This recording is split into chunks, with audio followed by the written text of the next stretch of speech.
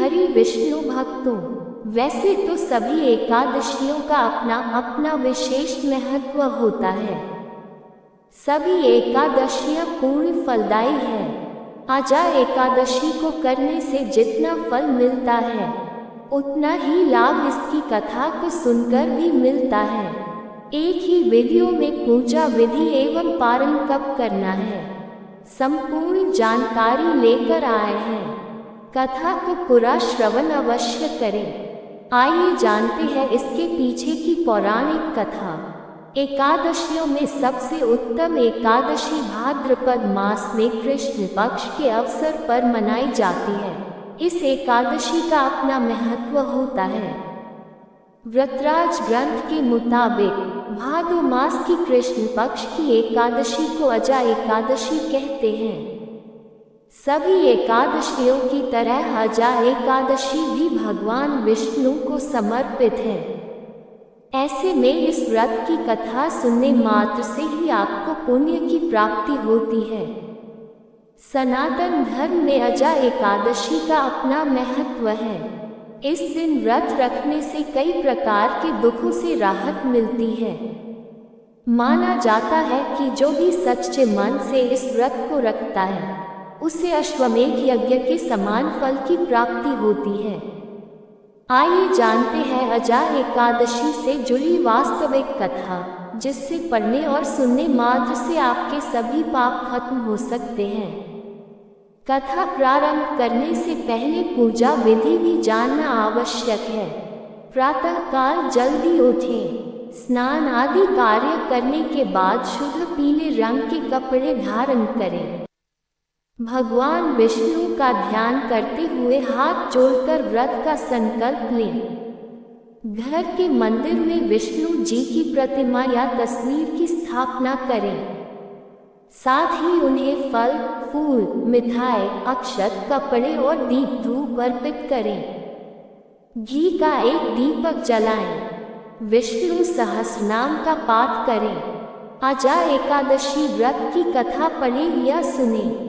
अगले दिन व्रत का पारण करने से पहले दान करें। आजा एकादशी व्रत की कथा भगवान श्री राम के पूर्वज इक्ष्वाकु वंश के राजा हरिश्चंद्र की है। राजा हरिश्चंद्र सत्यवादी राजा थे, जो अपने मुख से निकले वचनों और अपनी कही वाणी को पूरा करने के लिए अपनी अर्धांगिनी तारामती और पुत्र राहुल रोहिताश्व को बेच देते हैं और खुद भी एक चांडाल की सेवा करने लग जाते हैं। गौतम ऋषि के कहने पर राजा हरिश्चंद्र ने अजा एकादशी का व्रत किया, तब जाकर उन्हें कष्टों से छुटकारा मिला। आइए जानते हैं इस कथा को विस्तार से, जिसे भगवान श्री कृष्ण ने युधिष्ठिर समेत पांडवों को सुनाई थी। युधिष्ठिर ने कहा, हे वासुदेव, मैंने पुत्रदा एकादशी के बारे में सविस्तार वर्णन सुना। आप कृपा करके मुझे अजा एकादशी के बारे में विस्तार से बताएं। इस एकादशी को क्या कहते हैं और इस व्रत को करने के नियम हैं। इस व्रत को करने से किस तरह का फल मिलता है। श्री कृष्ण ने कहा कि हे कुंती पुत्र, भाद्रपद की एकादशी को अजा एकादशी कहते हैं। इस व्रत को करने से सभी तरह के पापों से मुक्ति मिलती है। इस लोक और परलोक में कल्याण करने वाली इस एकादशी व्रत के समान दुनिया में कोई दूसरा व्रत नहीं है। आप ध्यान से इस कथा को सुनिए। पौराणिक काल में भगवान राम के वंशज में अयोध्या नगरी के राजा हरिश्चंद्र नाम का एक राजा था। अपनी ईमानदारी और सत्यनिष्ठा के कारण राजा के दूर दूर तक चर्चे थे। एक बार सभी देवताओं ने राजा की परीक्षा लेने की योजना बनाई। राजा ने सपना देखा कि ऋषि विश्वामित्र को उन्होंने अपना सारा वैभव दे दिया है। अगली सुबह राजा जब उठा तो सच में विश्वामित्र राजा के द्वार पर खड़े थे। विश्वामित्र ने राजा हरिश्चंद्र से कहा, कल रात जो तुमने सपने में मुझे अपना सारा राजपाट दान कर दिया है, राजा ने सत्यनिष्ठा की भावना के साथ अपनी तमाम संपत्ति विश्वामित्र को दान कर दी। दान दक्षिणा देने के लिए राजा हरिश्चंद्र ने अपनी पत्नी, बेटा और खुद को बेच दिया।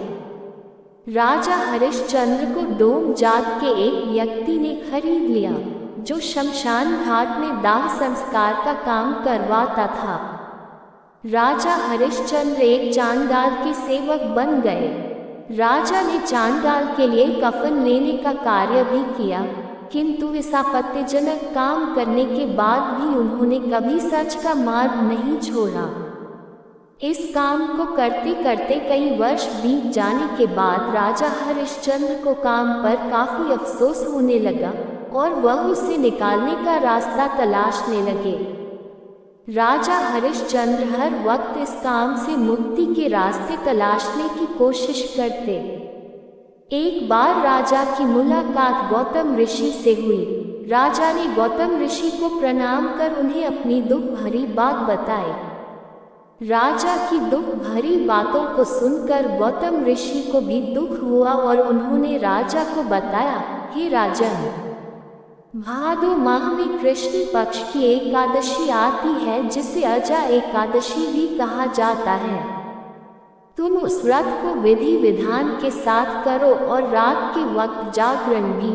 इससे तुम्हारे सभी तरह के पाप का नाश हो जाएगा। गौतम ऋषि इतनी बात कहकर अंतर्धान हो गए। अजा एकादशी के आने पर राजा ने महर्षि गौतम के कहे के मुताबिक ही नियम पूर्वक व्रत और रात को जागरण किया।